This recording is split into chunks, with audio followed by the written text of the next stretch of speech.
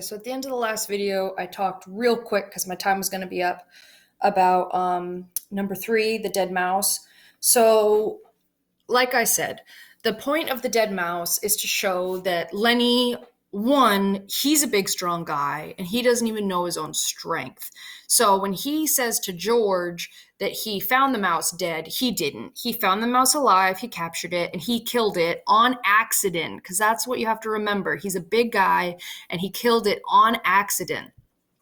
And the other thing about the softness, he says that he could pet it as he walked. So because he has a mental handicap, he has a coping mechanism, which to calm himself down is to pet something. Like, he likes soft things. So if you think of a little kid that needs to clutch a stuffed animal to feel safe, same thing with Lenny, except, it's not super appropriate for a grown man to be carrying around a stuffed animal, nor is it appropriate for a grown man to be carrying around a dead mouse, but it's easier for him to conceal said dead mouse.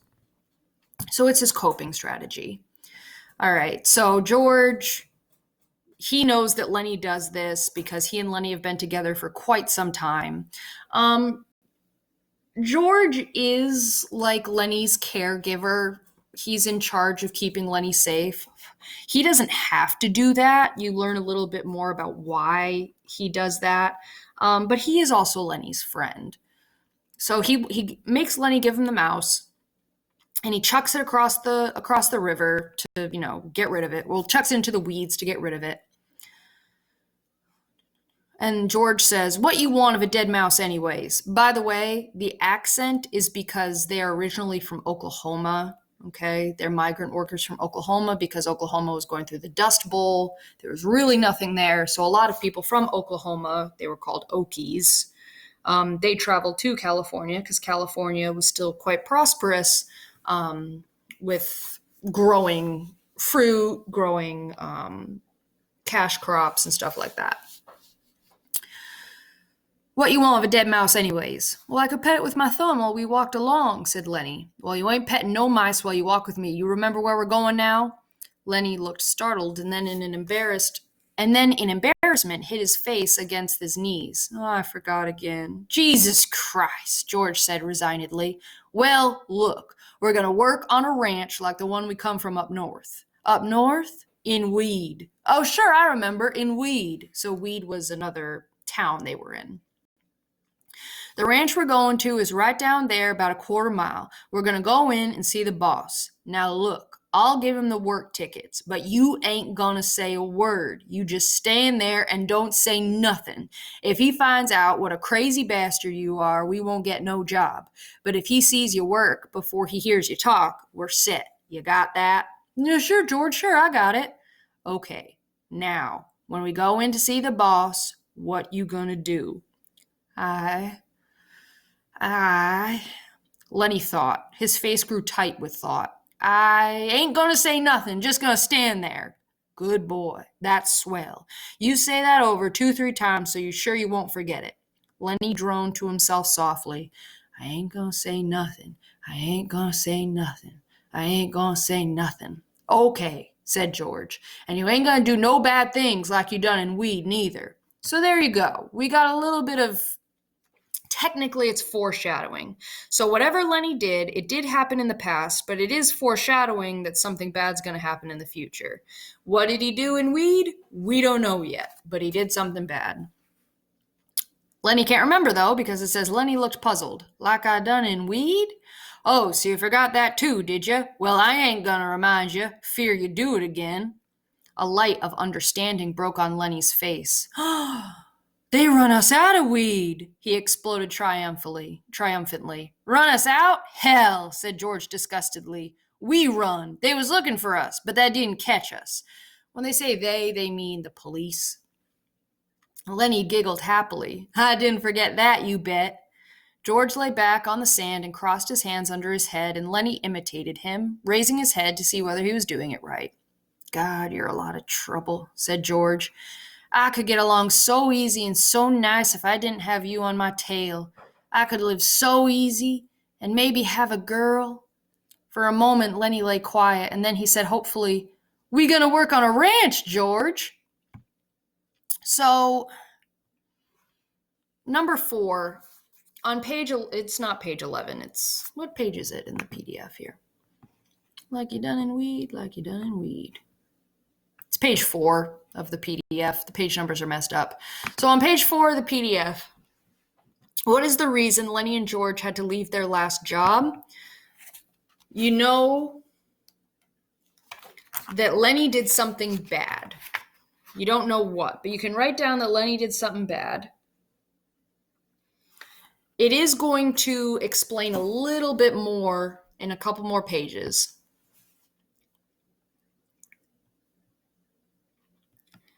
So Lenny's all excited. We're going to work on a ranch. All right, you got that. But we're going to sleep here because I got a reason.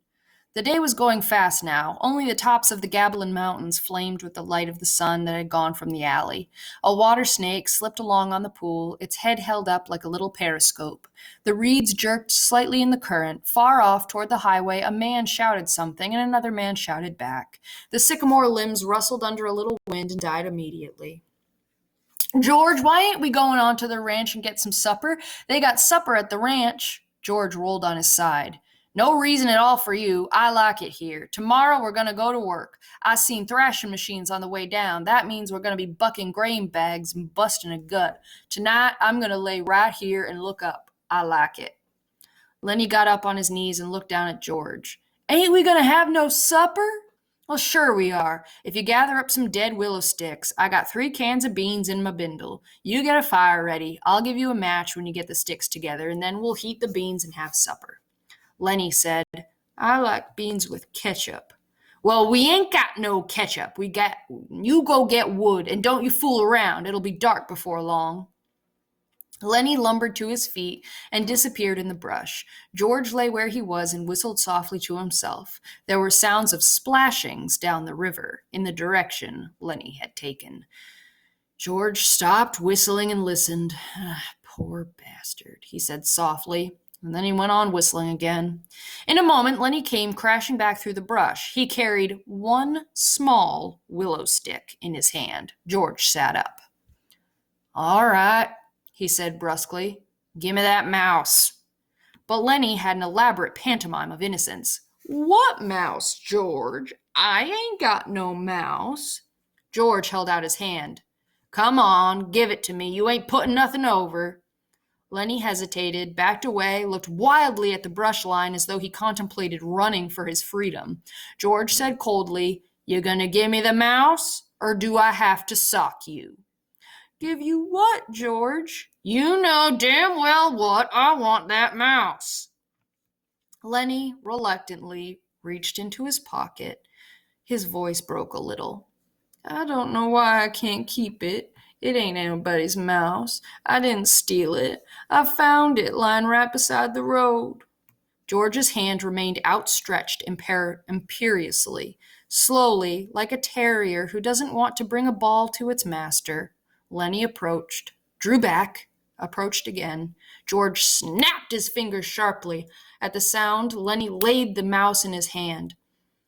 "I wasn't doing nothing bad with it, George, just stroking it." So once again, Lenny's described as a dog, a terrier, that doesn't want to bring a ball back to its master, his master being George. And then when he says, "I was just stroking it," he was just petting it. George stood up and threw the mouse as far as he could into the darkening brush, and then he stepped to the pool and washed his hands. "You crazy fool. Don't you think I could see your feet was wet when you went across the river to get it?" He heard Lenny's whimpering cry and wheeled about. "You blubbering like a baby. Jesus Christ, a big guy like you." Lenny's lip quivered and tears started in his eyes. "Aw, Lenny." George put his hand on Lenny's shoulder. "I ain't taking it away just for meanness. The mouse ain't fresh, Lenny. And besides, you've broke it petting it. You get another mouse that's fresh, and I'll let you keep it a while." Lenny sat down on the ground and hung his head dejectedly. "I don't know where there is no other mouse. I remember a lady used to give 'em to me, every one she got, but that lady ain't here." George scoffed. "Lady, huh? Don't even remember who that lady was. That was your own Aunt Clara, and she stopped giving them to you. You always killed them. So we have a little bit more background about Lenny. Lenny's Aunt Clara used to give him mice to play with. They were alive when she gave them to him, and George says that Lenny always killed them. Lenny looked sadly up at him. They was so little, he said apologetically. I pet 'em, and pretty soon they bit my fingers, and I pinched their heads a little, and then they was dead because they was so little. So Lenny wants to pet something soft. He's given something soft to pet. The mouse doesn't want to be pet anymore. The mouse bites him. He squeezes its head, probably to be like, hey, mouse, you stop biting me, but he crushes its skull. I wish we'd get the rabbits pretty soon, George. They ain't so little. The hell with the rabbits. And you ain't to be trusted with no live mice. Your Aunt Clara gave you a rubber mouse, and you wouldn't have nothing to do with it. Well, it wasn't no good to pet, said Lenny. The flame of the sunset lifted from the mountaintops, and dusk came into the valley, and a half-darkness came in among the willows and the sycamores. A big carp rose to the surface of the pool, gulped air, and then sank mysteriously into the dark water again, leaving widening rings on the water.